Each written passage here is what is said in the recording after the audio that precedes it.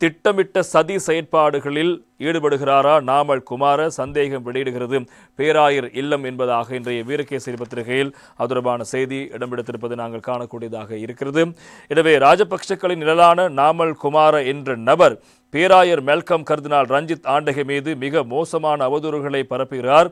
உயிர்த்த ஞாயிறு தாக்குதலுக்கு இடமளிக்கும் வகையில் முன்னாள் ஜனாதிபதிகளை கொலை செய்ய முயற்சிப்பதாக கூறி நாலகடி சில்வா என்ற போலீஸ் அதிகாரி சிறை செல்ல இவரை காரணமாக இருந்தார். அதேபோன்று இப்போதும் இவர் ஏதேனும் திட்டமிட்ட சதிகளில் ஈடுபடுகின்றாரா என்பதை அரசாங்கமும் பாதுகாப்புத்துறையும் ஆராய வேண்டும் என்று கொழும்பு பேராயர் இல்ல பேச்சாளர் அருட்தந்தை ஜூட் பெர்னாண்டோ அவர்கள் தெரிவித்த கருத்து காலம் நேற்று தினம் செய்தி அறிக்கையில் தொடர்பான முழுமையான தகவலை வழங்கியிருந்தும் அவருடைய ஊடக சந்திப்பில் இந்த விடயங்களை அவர் நேற்று தினம் சுட்டிக்காட்டி இருந்தார்.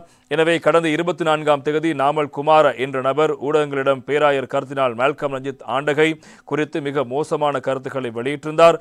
ரஞ்சன் ராமநாயக்க தெரிவித்ததாக குறிப்பிட்டு ஒரு குரல் பதிவை அடிப்படையாக கொண்டு அவரால் தெரிவிக்கப்பட்ட கருத்துக்கள் முழு கத்தோலிக்க மக்களையும் அவமதிக்கும் செயற்பாடாகும். யாரோ ஒருவரது தேவைக்காக திட்டமிட்டு நாமல் குமார் இவ்வாறு செயற்படுகின்றார். இது பேராயரது நட்பெயருக்கு களங்கம் விளைவிப்பதற்காக முன்னெடுக்கப்படும் திட்டமிட்ட சதியாகும். அதன் காரணமாகவே பேராயர் அனைவரதும் கவனத்துக்கு உட்படக்கூடிய நாளான டிசம்பர் 24ஆம் தேதி இவ்வாறானதொரு சதி இடம்பெற்றிருக்கிறது. நாமல் குமார என்பவர் யார் என்பதை முழு நாடும் இதற்கு முன்னரே நன்றாக அறியும். அவர் குறுகிய அரசியல் நோக்கங்களுக்காக செயற்படும் அரசியல்வாதிகளின் கைப்பாவை என்பது அனைவருக்கும் தெரியும். உயிர்த்த ஞாயிறு தின தாக்குதல் இடம்பெறுவதற்கு முன்னர் முன்னாள் ஜனாதிபதிகளான மைத்திரிபால சிறிசேன மற்றும் கோட்டாபய ராஜபக்சவை கொலை செய்வதற்கான சதித்திட்டம் தீட்டுவதாக நாலகடி சில்வா என்ற போலீஸ் அதிகாரி மீது குற்றம் சுமத்தி அவரை சிறையில் தள்ளினார்கள். சஹரான் கைது செய்யப்படுவதை தடுப்பதற்காக நாலகடி சில்வா தொடர்பான நாடகத்தை அரங்கேற்றி அவரை சிறையில் அடைக்க செய்தார்கள். எனவே அவர் சிறையில் அடைக்கப்பட்டிருந்த காலத்திலேயே உயிர்த்த ஞாயிறு தின தாக்குதல் இடம்பெற்றன.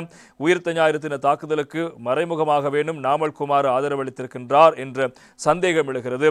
இவ்வாறான நாமல் குமாரவை உயிர்த்த ஞாயிறு தின தாக்குதல்களால் பாதிக்கப்பட்டவர்கள் தொடர்பில் பேராயர் முதலைக்கண்ணீர் வடிப்பதாக கூறுகின்றார். இது தொடர்பில் தெளிவான விசாரணைகள் முன்னெடுக்குமாறு போலீஸ் முறைப்பாடு அளித்திருக்கின்றோம்.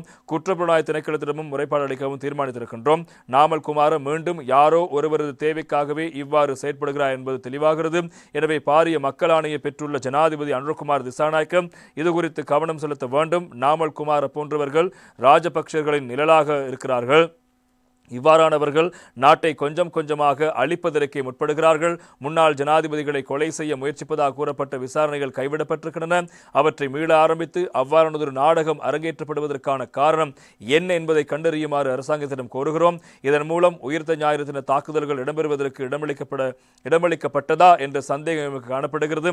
அந்த சந்தேகம் உண்மைதானா என்பதை மக்களுக்கு தெளிவுபடுத்துமாறு கேட்டுக்கொள்கின்றோம். நாமல் குமார புதிதாக அரங்கேற்ற உள்ள நாடகம் எதற்காக என்பதை துரிதமாக ஆராயுமாறு போலீஸ் பாதிரிடம் கோரிக்கை விடுக்கின்றோம். யாருடைய தேவைக்காக என்ன தேவைக்காக நாமல் குமார பேராயர் தொடர்பில் அவதூறு பரப்பினார் என்பதை பாதுகாப்புத்துறை ஆராய்ந்து இதன் பின்னணியில் உள்ள ரகசியத்தை வெளிப்படுத்துமாறு வலியுறுத்துகின்றோம். அவரின் பின்னால் உள்ளவர்களை நீதிமன்றில் முன்னிலைப்படுத்த நடவடிக்கை எடுக்கப்பட வேண்டும் என்றும் கோருவதாக நேற்று தினம் பேராயர் இல்லத்தினுடைய ஊடக சந்திப்பில் இந்த விடயங்கள் சுட்டிக்காட்டப்பட்டிருப்பதை நாங்கள் காணக்கூடியதாக அருட்தந்தை ஜூட் பெர்னாண்டோ அவர்கள் எதிரமான தகவலை நேற்று தினம் வழங்கியிருந்தால் நாமல் குமார அண்மை காலமாக மறைந்திருந்தால் இப்போது மீண்டும் களத்துக்கு வந்திருக்கிறார். அதற்கு என்ன காரணம் என்பதை கண்டறியுமாறுதான் இப்போது அவர்கள் கோரிக்கை விடுத்திருக்கிறார்கள்.